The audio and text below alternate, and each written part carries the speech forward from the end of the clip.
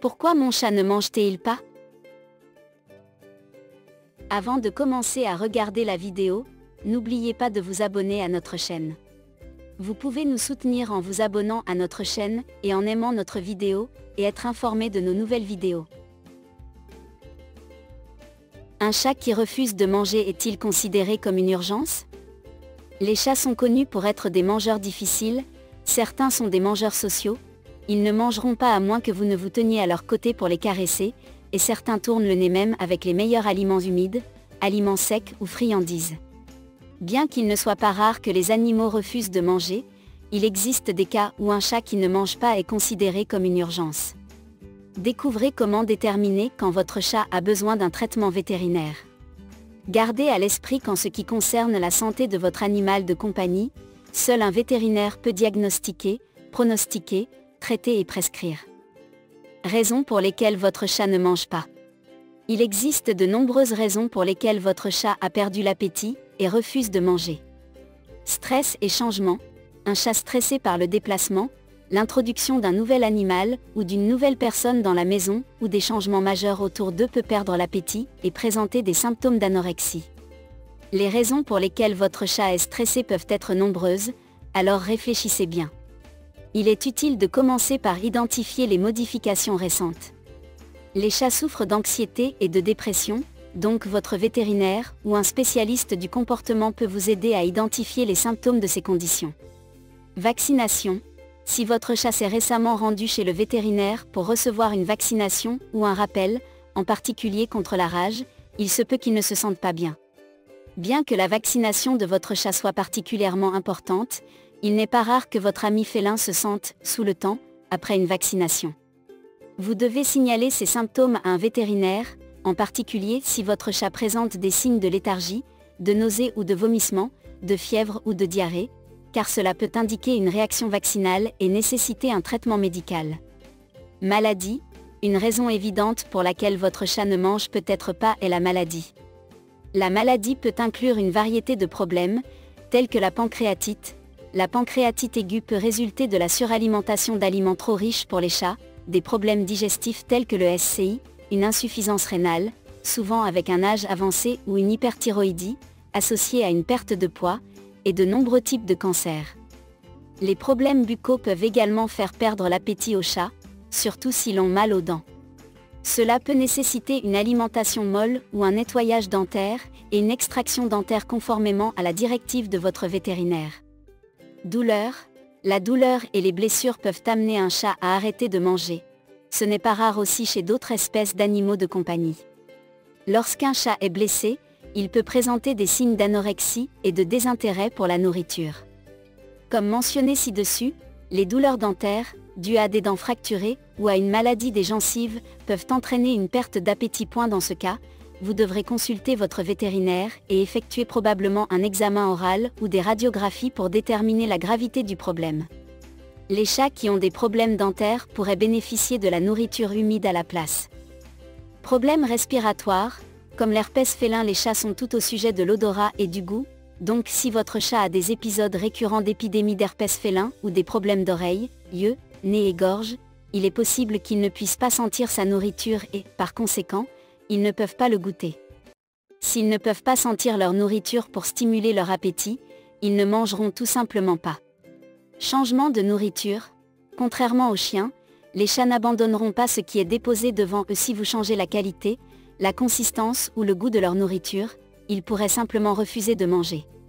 Vous feriez mieux de vous en tenir aux types d'aliments qui ont bien fonctionné pour eux, surtout s'ils sont difficiles. S'ils sont difficiles, optez pour des aliments humides savoureux et sains aux odeurs intenses. Parfois, avec les chats, plus la nourriture est puante, mieux c'est. Essayez quelques types d'aliments différents pour voir ce qu'il aime. Votre chat peut également être un mangeur social, et vous demander de vous asseoir à côté de lui et de le caresser pendant qu'il mange. Il est important que vous appreniez à briser cette exigence, mais il pourrait être utile de rester avec eux et de les caresser pour encourager leur appétit entre-temps. Accès excessif à la nourriture, ou manque de nourriture. Il est possible que si vous nourrissez gratuitement votre chat, il mange de petites quantités, et vous manquez qu'il mange en fait petit à petit, ou que vous ayez de la nourriture trop souvent, il est trop accessible. ce qui rend la nourriture indésirable. Pensez à l'offre et à la demande de base. Si la nourriture sort trop souvent, et que le bol est trop plein, il pourrait ne pas s'y intéresser comme il devrait l'être. Assurez-vous également de remplacer la nourriture et de la garder fraîche, si vous offrez de la nourriture sèche.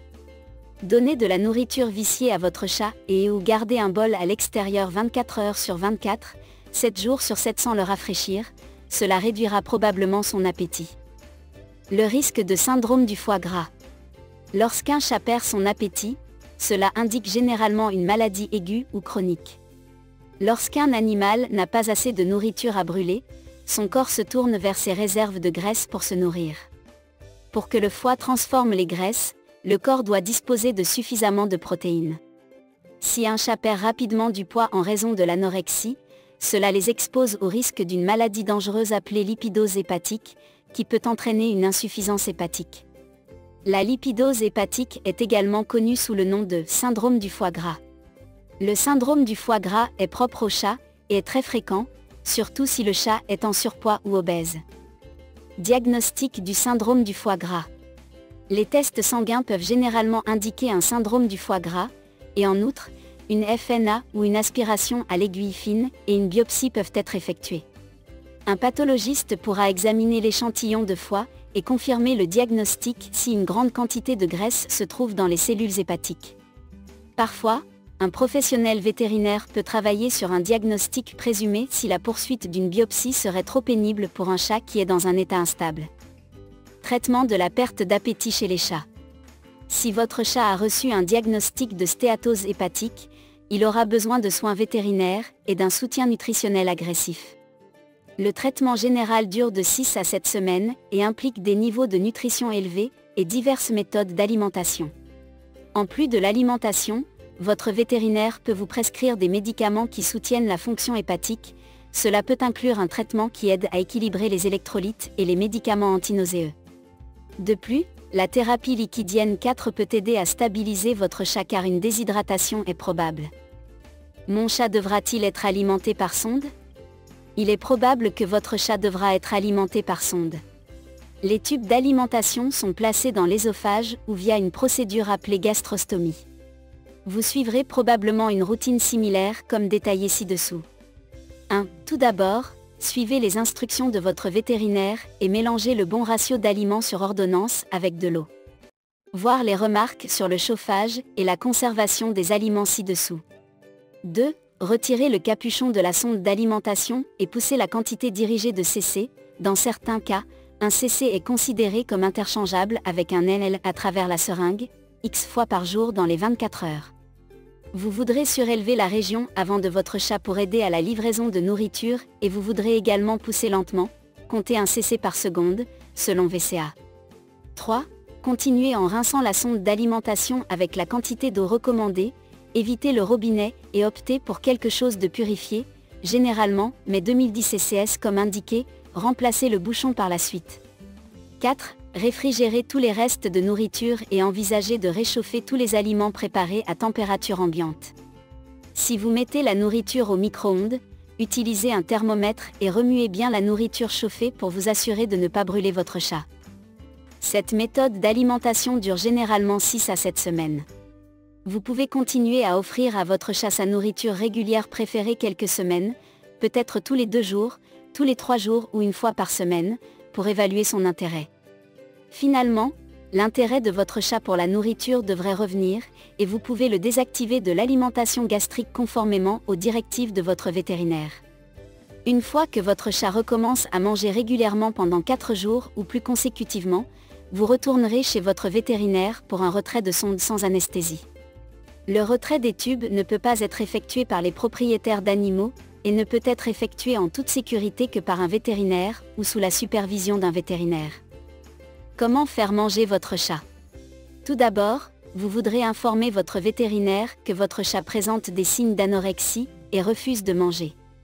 Ensuite, vous voudrez commencer par offrir à votre chat de la nourriture savoureuse.